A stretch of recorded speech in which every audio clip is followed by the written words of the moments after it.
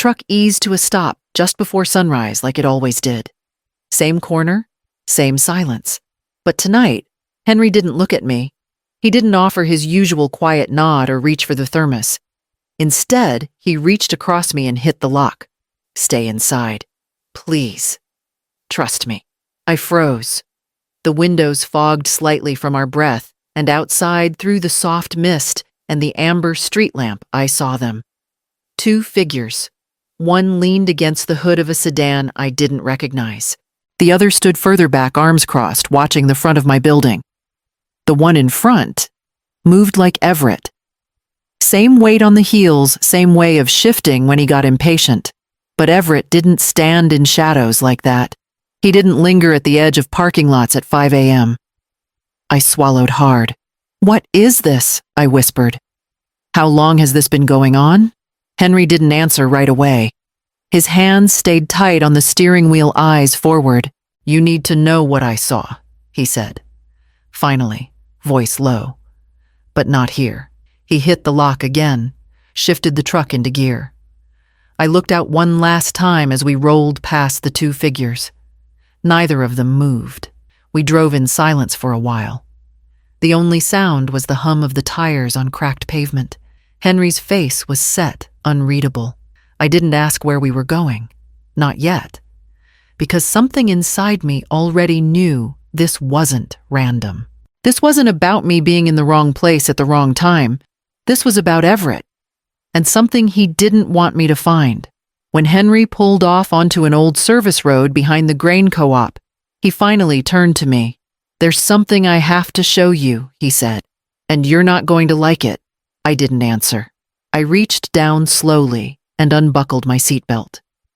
Because whatever this was, whatever truth had been hiding in the dark, I needed to see it before it saw me first. 3 months earlier, the water came in like it had always wanted the house for itself. I watched from the top step as the river rose, pulling chairs, curtains, and framed memories into its muddy throat. By the time the rescue boat arrived, there wasn't anything left but what I had in my purse and the ring on my hand. I was 66, a widow, no pension. The flood took everything except the habit of surviving. They brought us to a shelter outside town. The cots were metal and cold, lined in rows like a hospital ward. A girl with a clipboard gave me a toothbrush and a blanket. I didn't cry. Not then. I waited until morning to call Everett. There was noise in the background when he picked up music, laughter, maybe a football game on. "Mom," he said like he hadn't expected to hear from me. "I'm at the shelter," I said quietly. "The house, it's gone." He didn't respond right away. Then lightly, "Didn't you have insurance or something?" "I just need a place to stay. A few days, maybe." He sighed. I heard a woman's voice.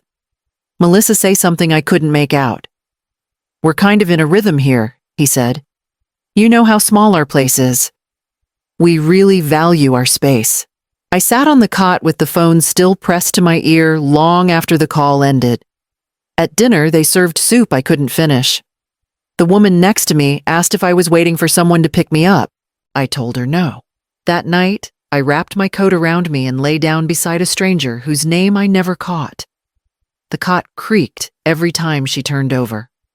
The ceiling had water spots and fluorescent lights that hummed through the dark.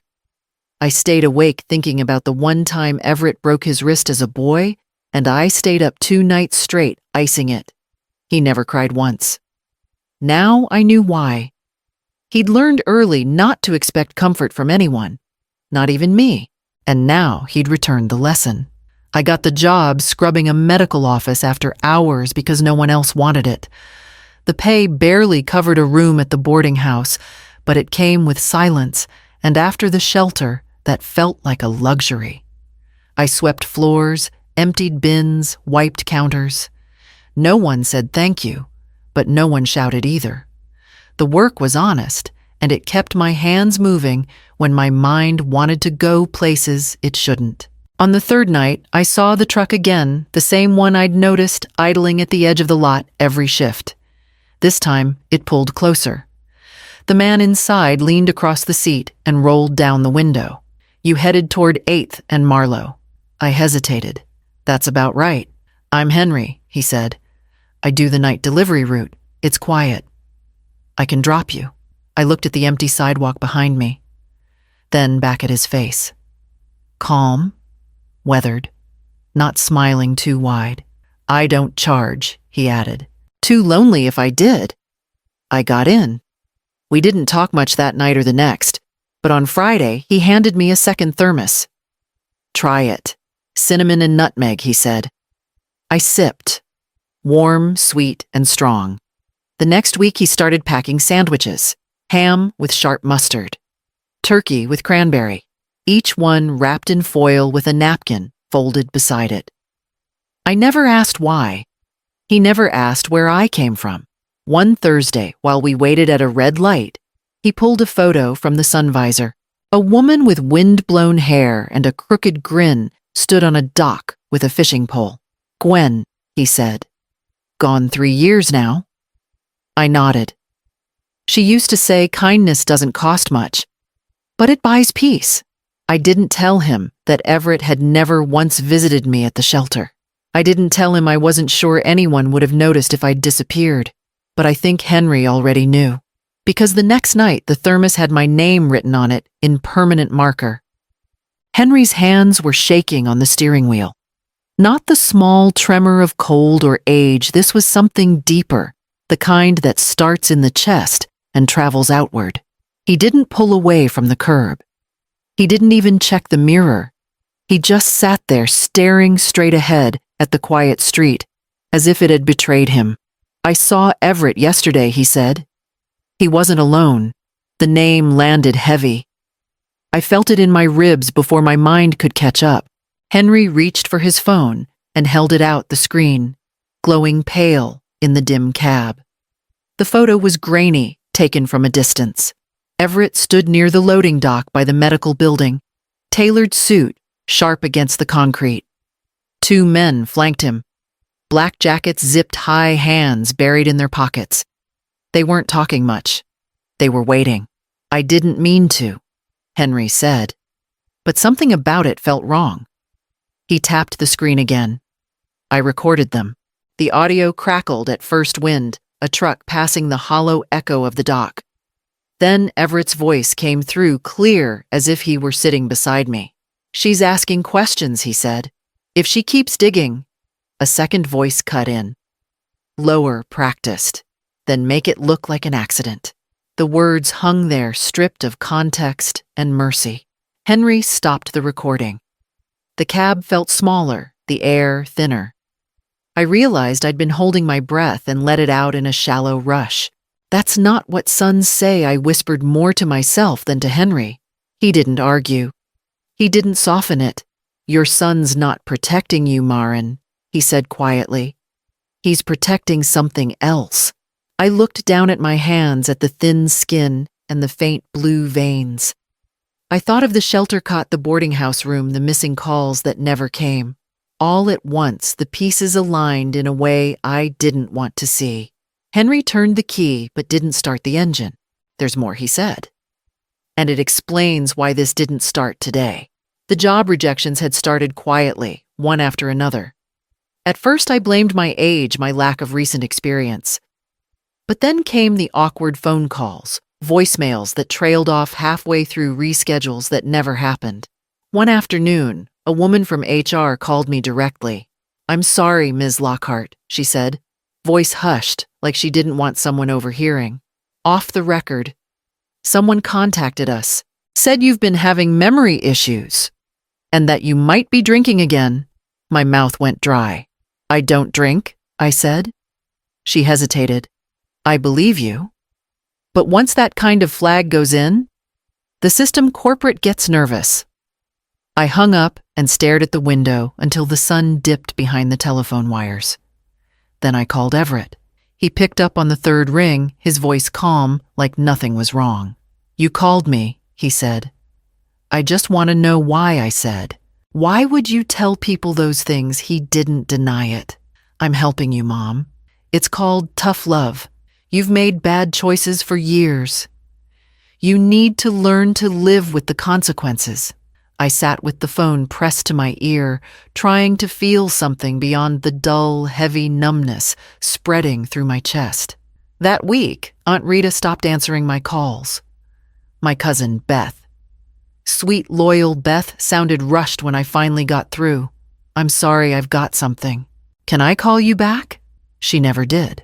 I knew then that Everett wasn't just keeping his distance. He was building a new version of me, one where I was unstable, unreliable, someone to be pitied or ignored. He wasn't pulling away. He was cutting the rope behind him.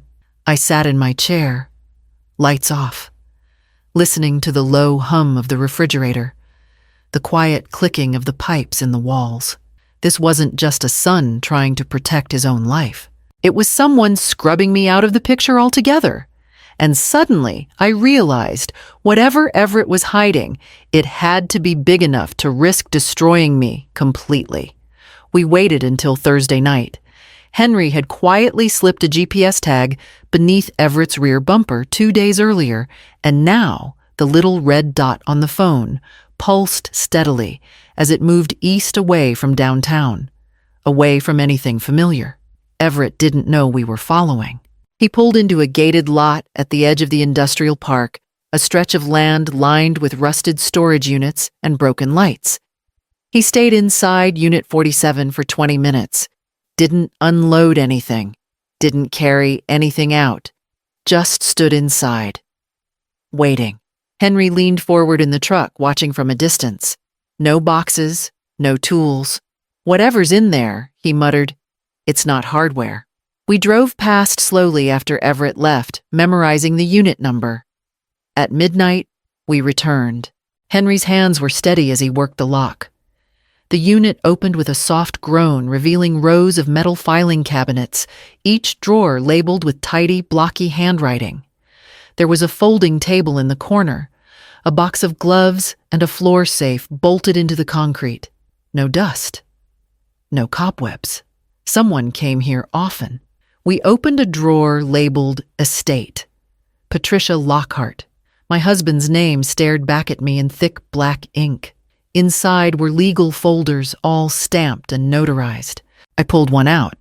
A life insurance policy, $300,000, paid out 2 months after his death. Beneficiary, Everett Lockhart. Another folder held a joint savings account balance, over $600,000. My name was on it, but it had been closed, transferred, signed off by me. Except I'd never seen it before. The signature was close, but not mine. Then I saw it. A waiver of inheritance. My name scrawled neatly at the bottom. A date I remembered well. The day I buried my husband. I gripped the edge of the cabinet. Henry didn't say a word. Everett hadn't just stolen money. He had stolen my name. Stolen my place in my own husband's legacy. And for the first time, I didn't feel grief. I felt something far colder settling into my bones. Because now, I needed to know what else he'd taken. Everett had said the money was gone, that the cancer treatments, medications, and hospice care had bled us dry. He'd looked me in the eye when he said it. Soft voice, careful words. "We did what we had to, Mom. There wasn't anything left." But the files in that storage unit said otherwise. There were no debts, no hospital collections, no outstanding invoices, just a trail of steady transfers, monthly, methodical, into a private account under his name at a firm I'd never heard of. It started 8 years ago, right after Patricia passed. I found the note folded neatly inside a manila envelope labeled Final Requests. It was her handwriting. I knew every loop, every underline. "I'm leaving everything to you and Everett equally," she'd written. "He promised to make sure you'd be all right." A promise, not a plan. But Everett hadn't split a thing. He'd taken it all. And to keep me from asking why he forged a waiver, rewrote our finances, and built a quiet lie that kept me in the dark for nearly a decade. It wasn't about survival. It wasn't desperation. It was design. I sat in the truck outside the unit, her note in my lap, the pages shaking with the weight of it all. The flood had taken my house, But this theft left no ruins behind. No walls, no roof, just the absence of everything I thought had ever held us together. Henry reached over and turned off the dome light. He didn't speak. He didn't need to. The silence between us said enough. I thought of all those birthdays Everett had missed. The short phone calls. The way he always changed the subject when I asked about the house, the accounts, the will. He wasn't building a future that included me. He was paving a road where I didn't exist. And now I needed to decide if he'd erased me once. What was he preparing to do next? I asked Everett to meet me at a cafe near the courthouse. Neutral ground, public, bright windows, witnesses. He arrived exactly on time, dressed like always pressed collar-polished shoes, the faintest scent of cologne that used to linger on his father's suits. He sat across from me with a tight smile. "You look tired," he said, voice smooth. "You should have come to the funeral," I replied. He didn't flinch, just folded his hands neatly in front of him. "You should have stayed quiet, Mom." I pulled the envelope from my purse and slid it across the table. The document spilled out copies of the insurance policy, the forged signature, the bank statements, the waiver. I didn't say a word. He sifted through them like he was scanning a menu. But I saw it. His left eye twitching his jaw, setting a little too tight. "You wouldn't have used it well," he said at last. "You would have given it away. Spent it on things that don't return value. I invested it. I earned more. I made it grow. You forged my name." He looked at me then, and for a second the stranger he'd become slipped, revealing something raw and mean beneath. "I gave you freedom," he said. "You were just too blind to see it." He gathered the papers slowly, trying to look calm, but his fingers trembled. Then he stood. No apology. No shame. Just that same polished veneer he'd always worn when the truth was close enough to cut. "You have 48 hours," I said, my voice steady. "Return every cent, every document. Or I take it all to the FBI, to the press, to anyone who'll listen." He didn't reply, just left the envelope on the table and walked out into the sunlight like it didn't burn. I sat back in my chair, heart thudding, not from fear, but from something sharper. Not grief, not betrayal. Resolve. Because if he didn't return it on his own, I had something stronger than threats. And it was already in motion. That night, Henry saw it first, a car idling across the street from my building. The windows were dark. 2 men inside. They didn't knock. They didn't leave. They watched. Henry didn't even ask. He just said, "Pack a bag," and helped me into the truck. We drove without headlights for half a mile before turning onto the highway. By morning, we were outside the FBI field office in Nashville, sitting in the waiting room with a folder full of documents and a flash drive that held every recording Henry had collected. An agent named Foster took us into a back room. He didn't smile. He didn't offer coffee. He just listened. I laid out the insurance policy, the forged signature, the asset transfers. Henry played the recording, Everett's voice sharp and clear. "She's asking questions. If she keeps digging," the rest spoke for itself. Foster left with the file and returned an hour later with 2 other agents. They asked the same questions again and again. I answered each one without shaking. By Tuesday, it was done. Everett was arrested at his office, fraud forgery conspiracy, to harm a relative. His mugshot made the news. The headlines didn't even mention my name, just his title, his firm, the scale of the theft. Melissa appeared on the courthouse steps, tears streaming, swearing she had no idea. But I remembered her voice in the background that day I'd called from the shelter. We really value our space. I stood in my kitchen that evening, the news still playing on a loop in the background. The reporter's voice was distant, hollow.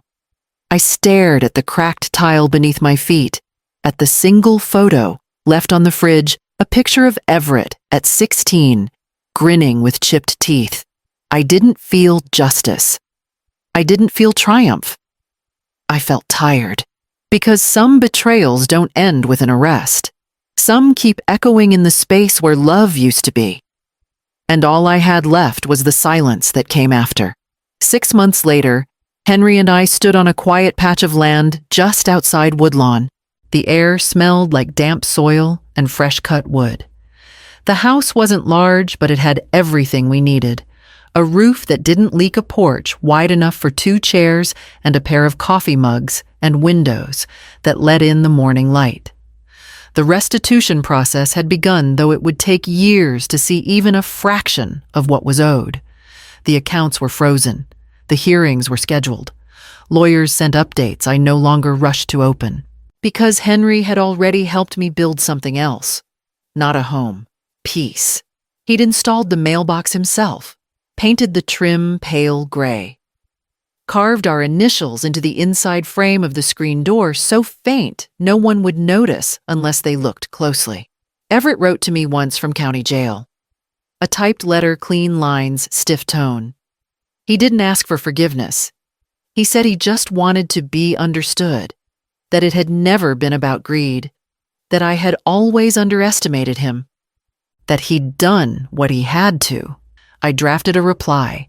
"You didn't just take money," I wrote. "You took years. You took trust. You buried your mother alive in silence." I folded the page neatly, tucked it into an envelope, and never mailed it. Instead, I made tea, brought Henry a mug, and watched him sand the bench he was building for the front porch. "You hungry?" I asked.